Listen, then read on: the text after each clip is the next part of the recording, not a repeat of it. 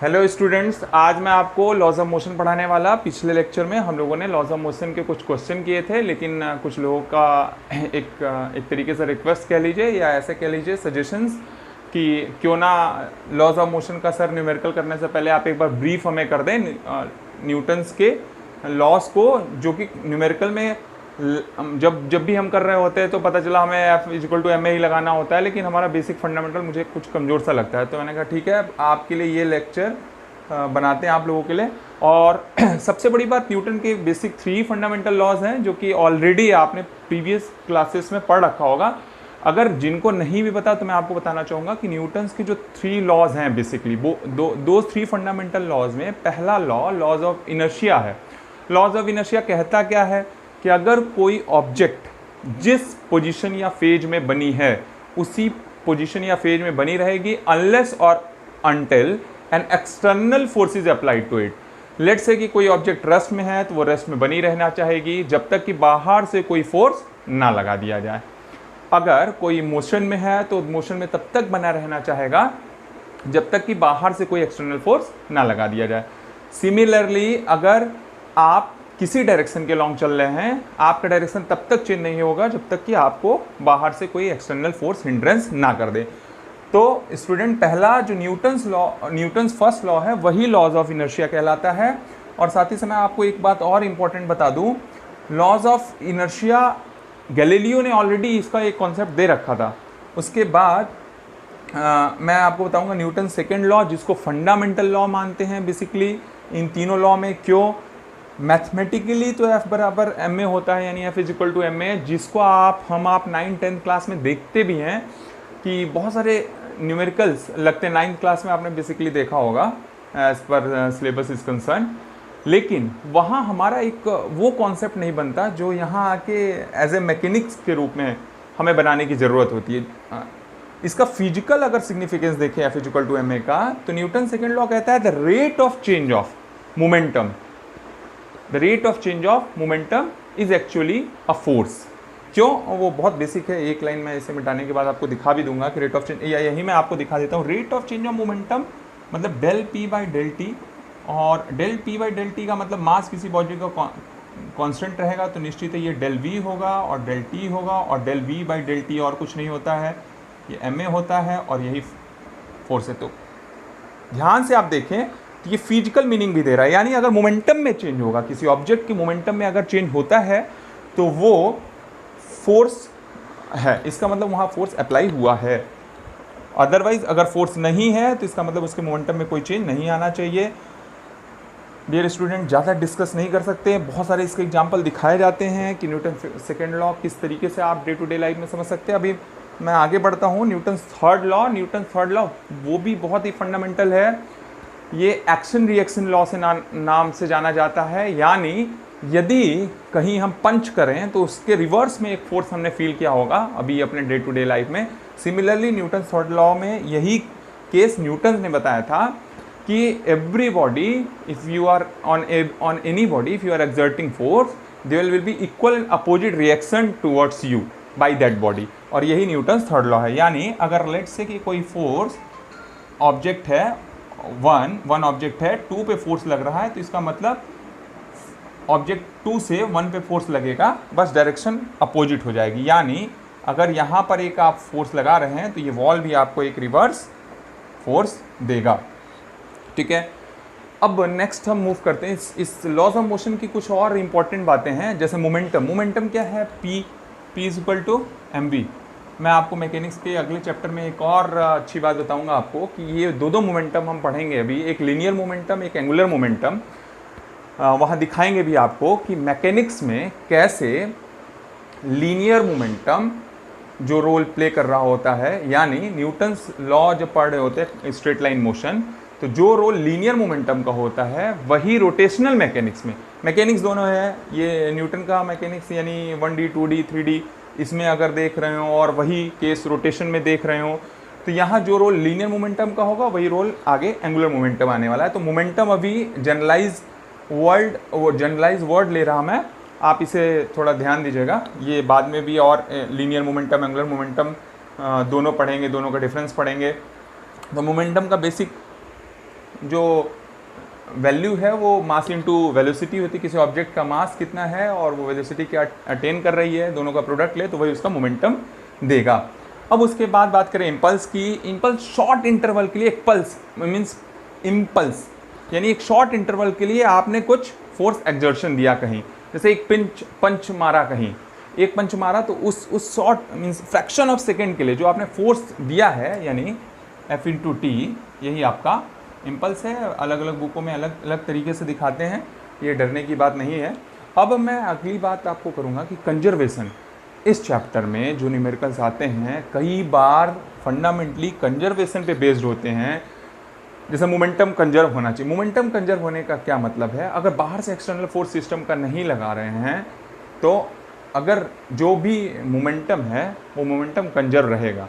वो दिखाते भी है फंडामेंटली है बराबर एम ए है, अगर बाहर से फोर्स नहीं लगा रहा है यानी ये अगर जीरो हो रहा है तो दिखाएंगे आपको कि ये अगर समथिंग कांस्टेंट हो गया तो A D V by D T होता है, तो यानी एम डी वी हो गया और इंटीग्रेशन करके देखेंगे तो this is M V equal to constant यानी ओवरऑल मोमेंटम इज कंजर्व।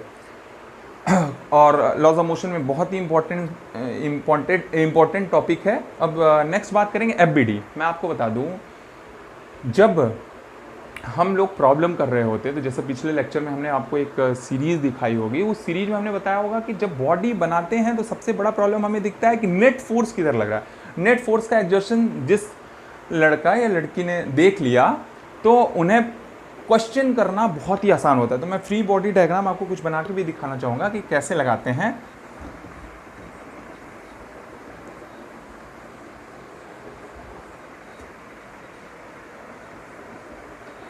तो जैसे पिछले न्यूमेरिकल में जैसा किया था वैसे ये लेट से कि अगर कोई ऑब्जेक्ट बना रहा है, मान लीजिए ये कोई सरफेस है और यहाँ एक कोई ब्लॉक है,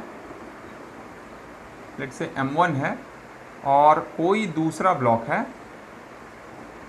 लेट से M2 है, और मान लीजिए कि इस पे आप एक फोर्स ड्रैग कर रहे हैं, मीन्स फोर्स एक्सर्ट कर रहे हैं। अब अगर ये फोर्स करेंगे तो ऑब्वियस है अगर ये दो ब्लॉक हैं तो ये पीछे की तरफ एक टेंशन लगाएगा, और मान रहे अभी फ्रिक्शनलेस सरफेस है, हालांकि फ्रिक्शन आएगा तो भी डरना नहीं है। हाँ, फ्रिक्शनलेस सरफेस, ठीक। क्यों कह रहे हैं फ्रिक्शनलेस सरफेस? अभी इनर्शिया पढ़ाया कि इनर्शिया में कोई ऑब्जेक्ट रेस्ट में है तो रेस्ट में बनी रहना चाहिए। अगर यहाँ फ्रिक्शन सरफेस है, स्मूथ है, रेस्ट में है, तो इसको जो फोर्स ड्रैग करेंगे आप उसी फोर्स से ये खींचा चला जाएगा। जब ये फोर्स लगाएंगे तो इस ऑब्जेक्ट के लिए पीछे एक टेंशन लगेगा और ये इस ऑब्जेक्ट के लिए आगे की तरफ का पुलिंग फोर्स होगा।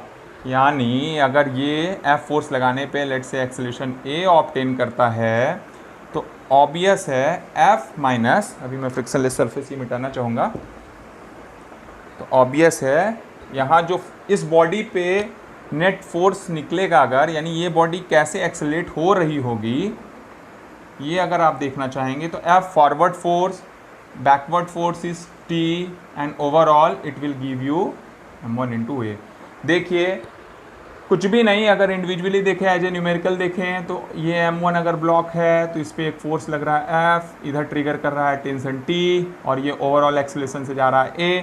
तो ये जो मास है यही मोशन में है, तो यहाँ जो नेट फोर्स के इक्विवेलेंट जो रखते हैं इक्वेशन में, ये जो मोशन में आया है उसी का मास रखेंगे, यानी m1a।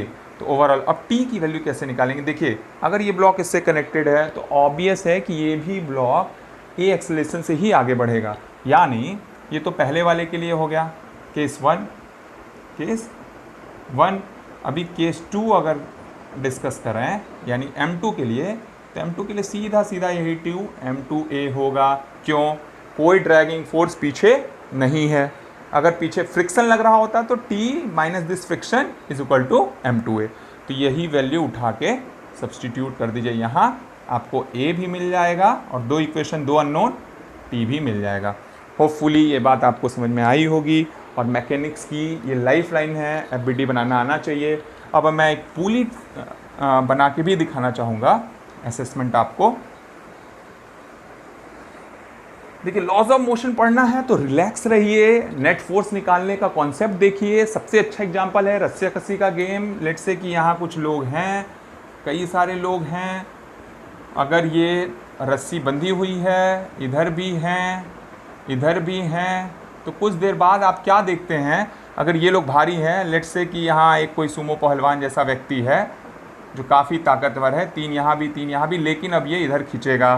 तो अगर इधर खींचेगा तो यानी फोर्स एफ नेट इधर लगेगा। ठीक, अब कैसे लगेगा, तो इनका मान लीजिए फोर्स इस टीम का है एफ ए, इस टीम का फोर्स है एफ बी।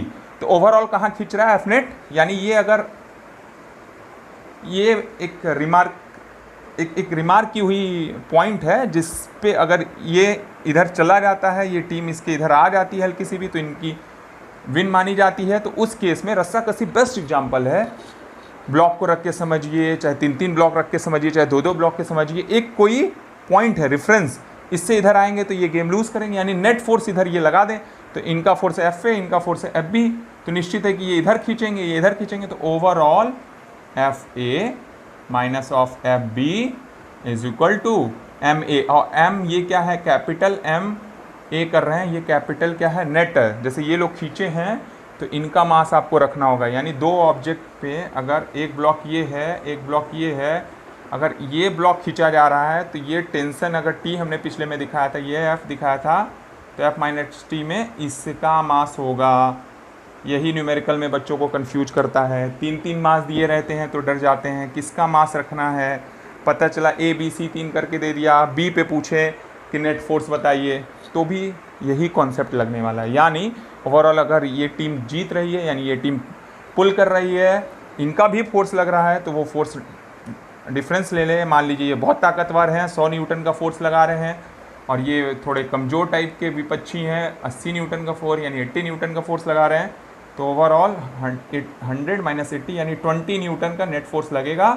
और ये जो इनका मास है वो एक्सेलरेशन में है, चूँकि इसका एक्सेलरेशन अगर चाहिए तो इनका मास और एक्सेलरेशन निकाल दें तो एक्सेलरेशन निकल जाएगा।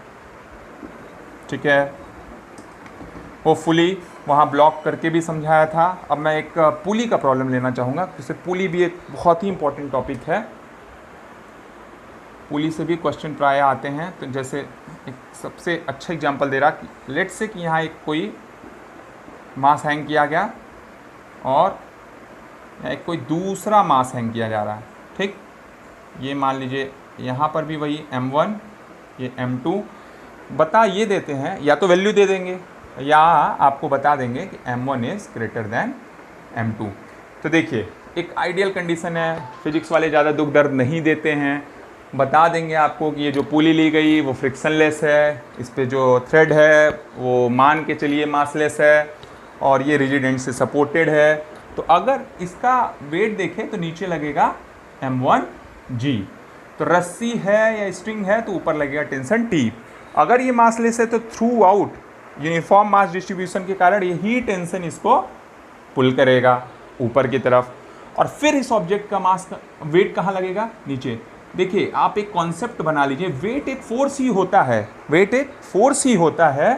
चूँकि इसकी भी यूनिट देखेंगे तो जी एक्सेलरेशन है मीटर पर सेकेंड स्क्वायर। तो मैक्सिमम बच्चों को कन्फ्यूजन ये टेंशन, न्यूटोनियन फोर्स और ये वेट को लेके बना रहता है। अगर बहुत अच्छे से नहीं पढ़ा है आपने, कॉन्सेप्ट नहीं किया है, केवल न्यूमेरिकल कर रहे हैं, टेंशन निकालने की कोशिश कर रहे हैं, एक्सेलरेशन निकालने की कोशिश कर रहे हैं, यहाँ आपको दिक्कत आनी है। वेट भी एक फोर्स ही है, तो यानी एक फोर्स जिससे ये ऑब्जेक्ट चाहेगा नीचे आना, लेकिन ये भारी है, ये चाहेगा नीचे खींचना। ओवरऑल देखेंगे तो एक्सेलरेशन इधर की तरफ होगा, क्यों, ये पुली है।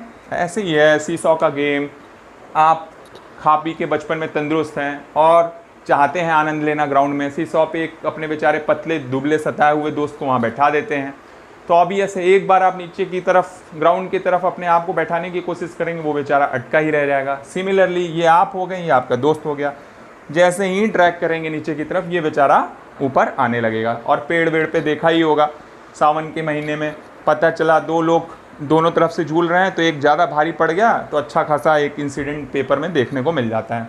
सिमिलरली इसका अगर इस ब्लॉक के लिए FBT तो बहुत आसान सी बात है, बार बार FBT बनाने की आदत मत डालिए, सीधे समझने की आदत डालिए। ऊपर इसका फोर्स टेंशन के रूप में लग रहा है, नीचे इसका वेट लग रहा है, ओवरऑल ये ऑब्जेक्ट नीचे आ रहा है। तो यानी कौन डोमिनेटिंग है, m1g डोमिनेटिंग है, किससे, T से, बराबर क्या आएगा m1a। यहाँ पर क्या है, ये तो केस 1, ये केस 1। केस 2 में देखिए इक्वेशन ऑफ मोशन कैसे बनेगी, ये डोमिनेटिंग नहीं है, खींच रहा है यही, यानी टी माइनस ऑफ m2a। बार बार मैं आपको बताऊंगा, जो इम्पोर्टेंट बात है आपके लिए वो ये कि यहाँ कौन सा मास आएगा। अब इस ऑब्जेक्ट के मोशन का कंसर्न है तो इसी ऑब्जेक्ट का मास आएगा, फिर यहाँ से a एंड t निकल जाएगा। होपफुली ये जो मैं मैकेनिक्स की बात आपको बता रहा हूँ आपको समझ में आ रही होगी। साथ ही साथ स्टूडेंट कोशिश करिए कि ऐसी कोई भी प्रॉब्लम हो आप मुझे भेज सकते हैं और मैं आपको ब्रीफ में डिस्क्राइब भी कर सकता। लेकिन नीट में जितने सालों में आप प्रॉब्लम देखेंगे, एफबीडी का जिसका कॉन्सेप्ट क्लियर है उसका प्रॉब्लम हो जाता है। तो कोशिश यही करनी है कि एक अच्छा कॉन्सेप्ट डेवलप करें। नेट फोर्स है, ये भी एक रेफरेंस पॉइंट मान ले, देखे कि नेट किधर लग रहा है, नीचे की तरफ खींच रहे हैं, ये ऊपर टेंशन, मास के कारण नीचे, ऊपर टेंशन, तो ओवरऑल नेट नीचे। क्यों? ये भारी पड़ रहा है, m1 भारी पड़ रहा है m2 से। इक्वेशन ऑफ मोशन ये a और t निकाल लिया। तो एग्जाम में कोई बेटर है, कई बच्चे क्या करते हैं कि कहीं किसी नोट्स में एक फार्मूला मिल गया, याद करके चले जाते हैं, पुली बदल दी, यहाँ m1 अधिक हो गया, m2 कम आ गया है, एक्सेलरेशन का वही फार्मूला निकालना है, ty निकालना है, निकलना तो चाहिए लेकिन प्लस माइनस साइन का कन्फ्यूजन हो जाता है। तो overall thank you and I hope कि in next video I will try to cover other mechanics part also. और जैसा मैं कोशिश करूंगा कि लीनियर मोशन और रोटेशन मोशन में फिर एक कनेक्शन दूं जिससे आपके न्यूमेरिकल हो जाए और नीट और जेई में ज़्यादा से ज़्यादा क्वेश्चन हो जाए। तो wishing you all good luck. Next lecture में फिर हम डिस्कस करते हैं। Thank you.